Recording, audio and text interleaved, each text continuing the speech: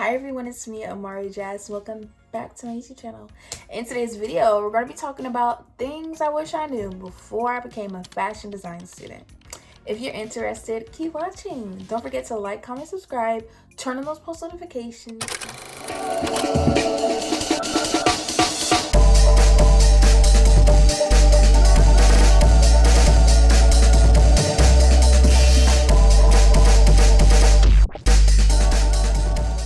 So basically, a little bit of background about me, make it short and sweet. I was a fashion design student at the Academy of Art University in San Francisco, California. I was a student online for a few semesters and then a student in person for another semester. So I have, the experience of what it was like in person and online. And yeah, we're just gonna jump right into it.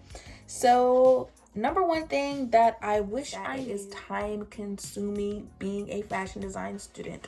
It's a lot different than being like a regular, any other student, to be honest, because it's mostly just reading, tests, whereas a fashion design student, a lot of your work may be like sketches, building, creating, making things that you can't chat GPT your way out of, or that you can't just like quickly answer a quick test, question and it's over with. It's very like, I would say, thoughtful and like time consuming, because it may be a lot of these projects and assignments due at the same amount of time that take 2 weeks to do, that take 3 days to do, that you can't just whip up together and get a good grade on. So that's something that I want to mention.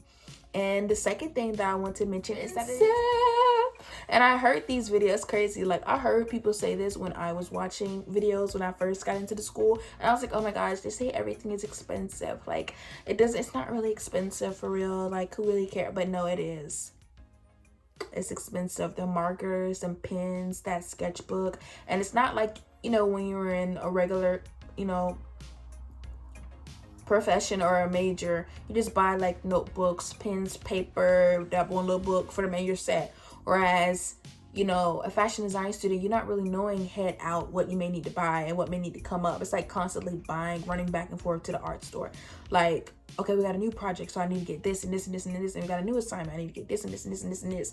Like, it's expensive, and it's a lot, which is kind of the reason why I ended up having to leave, because it was so expensive to where I couldn't keep up with the extra expenses, Whereas you just go to school, you read, do the assignment on the computer, you're good, Whereas a fashion design student, you got all these extracurricular stuff that if you don't, use this exact shade of pencil or exact eraser or exact, whatever, thread, picture, fabric, whatever it is, you don't use that exact one, that can actually hurt your grade simply because you can't afford to get whatever that exact one is. So yeah, and it's just uncomfortable. Like, you don't want to be somewhere where you can't even afford to get the supplies to do the work. It's just not a good feeling, to be honest. Just don't hurt yourself doing that. Make sure you got enough money for your tuition and a good amount of stack just for having funds for your projects, because you're going to need it.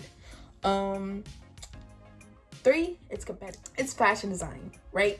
Everybody is trying to stand out. Everybody is trying to make a mark for themselves. Everybody's just trying to make a name for themselves in fashion design, right? So it's like game time for everybody, whether it's securing a good internship, whether it's trying to stay after hours with the professor to try to get some insight on the event that's happening in the city.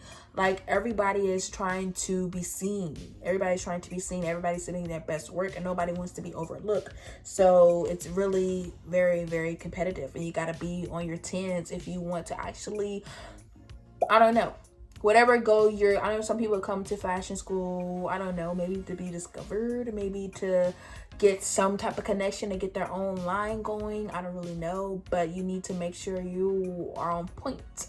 So another thing, critiques, not gonna lie, I had my fair share of critiques, because these designers and your professors, they're working professionals. They're not just teachers just teaching a course with no experience. They're probably like doing a professor as a side gig and have their own fashion design company, working corporate at a major fashion house, basically. So I feel like when they're critiquing you on a professional level. They're not critiquing you on a, oh, this is a student, this is a beginner. No, they're critiquing you as if you're a professional, and it can be intense sometimes.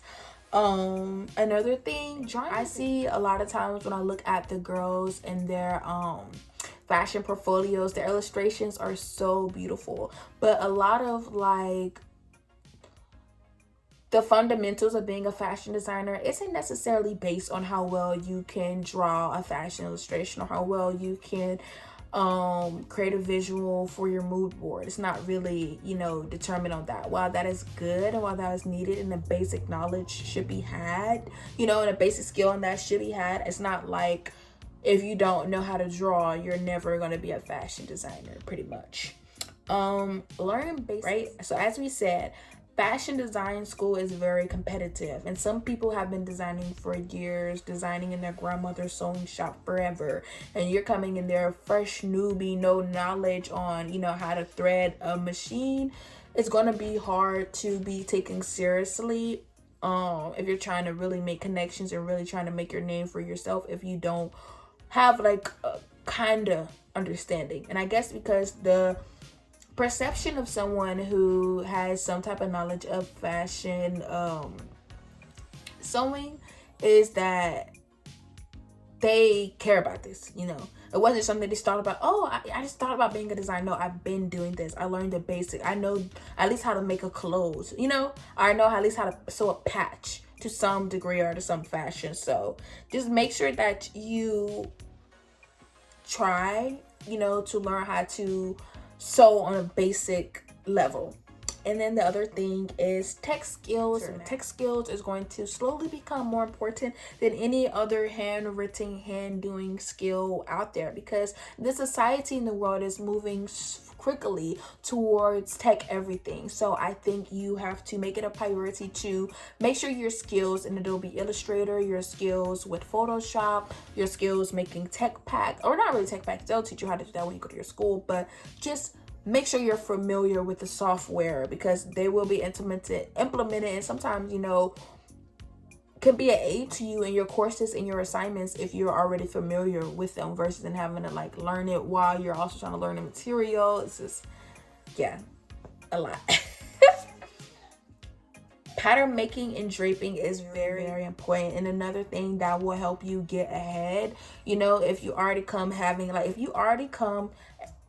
like a cushion versus it started from scratch, if you already come having a little bit of cushion, I know how to sew a little bit, I know how to draw a little bit, I got a little experience with pattern making, I got a little bit of experience with draping, you're setting yourself up, you're giving yourself a head start for something that's already competitive. You're giving yourself a head start, and you're putting yourself on where the players are. Because if everybody else is like, I don't know how to sew, I don't know how to do this, they're like down, down, down. You're putting yourself at a chance where you can like win, succeed, and be acknowledged, as a serious professional designer, aspiring professional, right?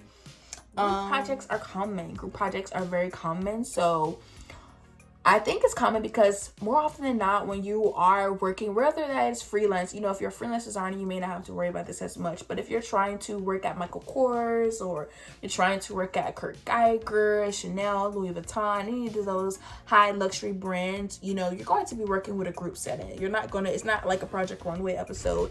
You're going to be working alongside other people. So I feel like the reason why group projects are more common is to just try to get you, like mold you into that to where you're comfortable with doing that, and it's not like a shock or a surprise. Other thing, favorites, right?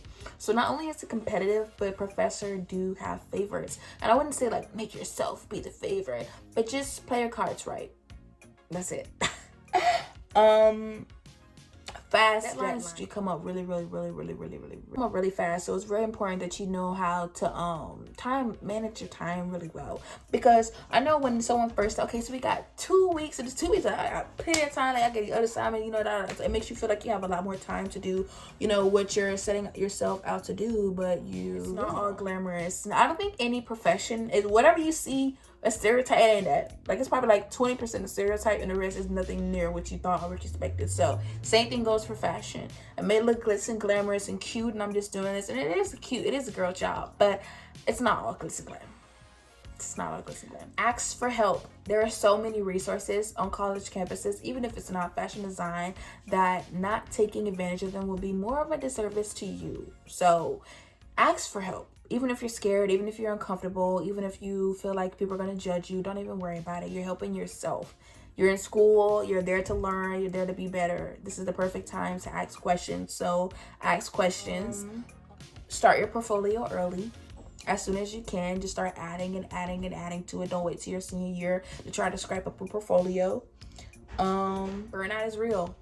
Burnout is a really real thing. So that's why I try to just pace myself. Even me, like, I'm not a fashion design student anymore, but I do have a little YouTube channel, right? So I try to not burn out myself. Like if I'm making thumbnails or if I'm doing anything, just try to do it in moderation and give yourself time to step away for something. Like sometimes if we're like constantly doing, like I'm constantly editing, I'm constantly thumbnail, like I'm burning my energy and my creative juice out. Whereas if I was to go outside, go for a walk, creative, watch a movie, talk, I come back, my mind has like ingested other things. So when I come back, I make out something new, something fresh to add, versus if I'm just like burning myself out, just doing this same thing, repetitive. So put in breaks and don't overexhaust yourself trying to reach a quota or anything. And don't take it personal.